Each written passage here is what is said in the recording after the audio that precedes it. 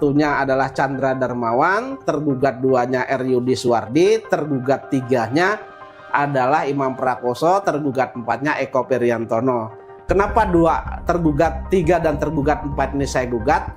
Karena sesuai dengan bukti yang diajukan pada saat perkara nomor 28 itu, 2 orang inilah sebagai ketua dan sekretarisnya. Oh, jadi yang 2, 3, 4 ini yang asli, yang tertulis di... Iya, yang tertulis. Kemudian itu juga yang disebutkan oleh Menteri Koperasi. Jadi sekretaris dan ketuanya 2 orang ini. Dan kalau mereka mengatakan pengadilan, katakanlah itu misalnya berlaku untuk saya, misalnya. Iya. Yang berwenang juga bukan pengadilan agama, karena di sana ada pilihan hukumnya. Itu seperti apa, Pak? Pilihan hukumnya ketik Bu Ilis itu bersama BMT membuat suatu perjanjian, mereka melakukan pilihan hukum. Kalau terjadi perkara dengan perjanjian ini, maka akan diselesaikan di Pengadilan Negeri Bogor. Assalamualaikum warahmatullahi wabarakatuh. Para pemirsa, ini kalau kita lihat seberapa hebat jurus dustanya Yusuf Mansur. Barangkali dapat kita ikuti tadi penjelasan Pak Zaini Mustafa. Zaini Mustafa ini seperti kita ulang itu, dia adalah korban dari investasi bodong yang ditawarkan oleh Yusuf Mansur. Sekarang ini kasus itu sedang bergulir di Pengadilan Negeri Cibinong. Sebelumnya juga sudah diputuskan oleh Pengadilan Negeri Bogor. Uang yang disikat oleh Yusuf Mansur dan begundas-begundasnya itu ketika itu lebih kurang 55 miliar. Dari sinilah katanya dia itu bisa cuap-cuap membangun launching pertama itu 20 warung steak and shake. Ya. Jadi ini orang ini memang seorang penipu profesional. Dia sanggup berdusta, itu masalahnya. Kenapa dalam video kemarin itu dia orang paling buruk di kolong langit, kata siapa itu, Guru Gembul itu. Ada ustadz, tapi kalau kita nyebut inilah yang paling buruk itu.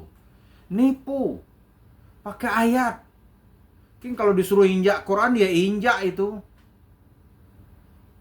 Akhirnya apa? PT Adi Partner Prakasa itu nanti diingkrah oleh Mahkamah Agung. Benar ini katanya, bahwa Yusuf Mansur ini seorang komisaris utama di PT ini. Tadi kan dia nggak ngaku ini. Duit sudah ditilap sama dia nggak ngaku. Terus gimana nih?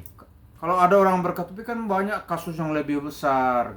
Benar, kasus lebih besar banyak. Itu di perusahaan negara yang lagi disidangkan juga tuh, Pertamina misalnya. Oh, itu triliunan. Kasus timah di Bangka Belitung itu juga triliunan. Tapi ini cerita yang disikat sama dia ini orang kecil, rakyat biasa yang bercita-cita untuk keagungan Islam wal muslimin. Ini masalahnya. Dan saudara, mari kita pikir, kalau agama itu kan pondasi pertama itu kan mengajak kepada kebenaran, kejujuran, keadilan. Tapi kalau pondasi pertama itu penipuan, penggarongan, penindasan, itu agama apa yang mau kita ikuti itu?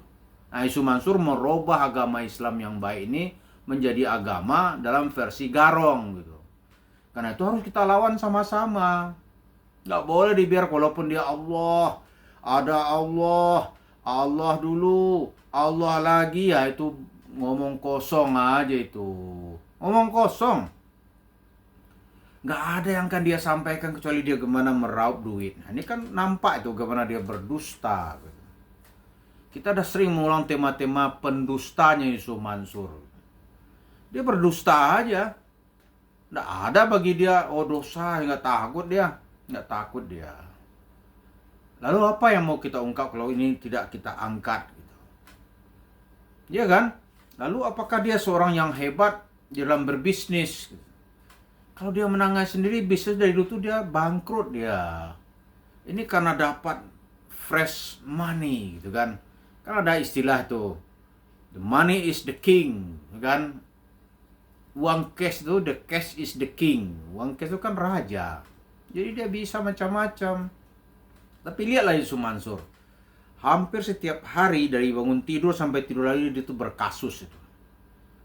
Karena tuh dia takut dia mau pergi-pergi gitu. Takut dia. Tanya misalnya nih dengan orang-orang di sekitar daerah dia itu di Ketapang itu, oh tuh banyak tuh yang ruko nggak dibayar, lalu dia datangkan nanti orang-orang bisa menipu gitu. Utangnya 12 miliar dia hanya sanggup bayar 2 miliar utang lunas. Oh dicekik habis orang sama dia. Terus bagaimana nih mau diantikan nih dengan Islam nih? Sementara dia membawa simbol-simbol Islam.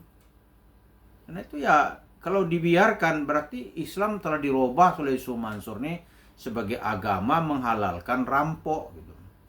Maka kalau Bapak Ibu sekalian nanti tidak ikut melawan, ada rampok datang ke rumah kita, nah, itu bagian dari cerita Yusuf Mansur. Cerita Yusuf Mansur. Lalu ya Yusuf Mansur kan tidak sendiri, ada barisan nomor 2-nya yang menyelamatkan hartanya, misalnya dia investasi di warung Stick and Shake. Ya, pelaksana di sana itu ya membenarkannya, kalau nggak membenarkannya kabur dong dia. Nah sebagai tameng berikutnya dia pakailah rumah tahfiz, ya kan? Sekarang rumah tahfiznya kan udah mau bangkrut, Mahat Tahfiz Quran, tapi nggak ada gunanya gitu, nggak ada gunanya untuk kehidupan. Ya buat apa gitu, iya kan? Nah, jadi inilah yang kita lihat, apalagi kalau kita bawa ke cerita politik, oh udah ngeri lagi nih. Tapi kita nggak mau lah masuk ke wilayah politik yang orang nggak paham nanti, ini kan politik, kacau lagi kita kan. Jadi begitu dia si watak buruk ya. Kemudian yang diajarkan oleh Yusuf Mansur itu yang membuat orang makin dungu, makin dungu dan dungu kuadrat. Nggak ada agama yang diajarkan. Coba aja suruh dia datang ke daerah miskin, oh takut dia. Dia maunya ada orang kaya lagi kena musibah, oh itu dia pandai cerita tuh, cerita Nabi Ayub, itu kan? Atau cerita Nabi yang dimakan ikan. Wah, oh itu semangat dia, ya kan? Semangat dia, ya toh. Lalu apa yang mau kita angkat terus, kenapa gitu? Karena banyak orang yang menderita oleh Yusuf Mansur ini. Ya, banyak orang yang menderita.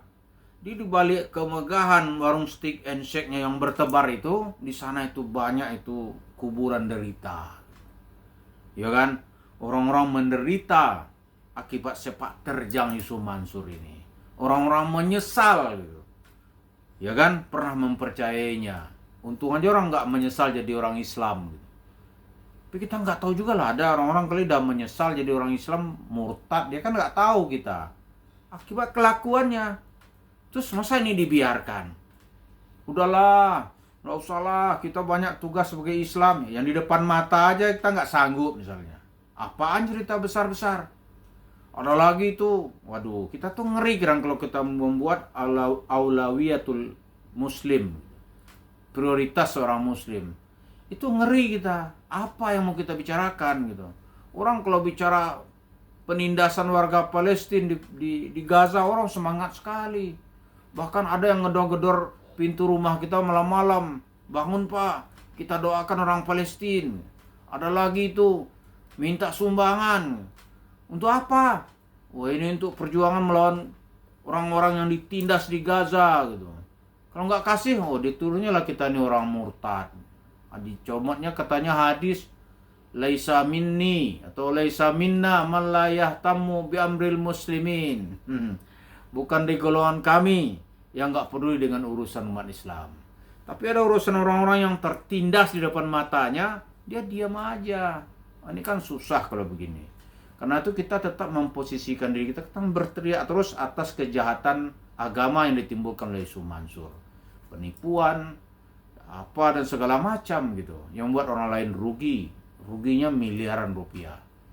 Masjid rusak, jemaah berantakan, itu gara-gara sepak terjang Yusuf Mansur yang tidak pernah mengenal kasihan. Mari kita ikuti terus bagaimana berdustanya Yusuf Mansur membuat simbol-simbol agama ke tengah kehidupan kita.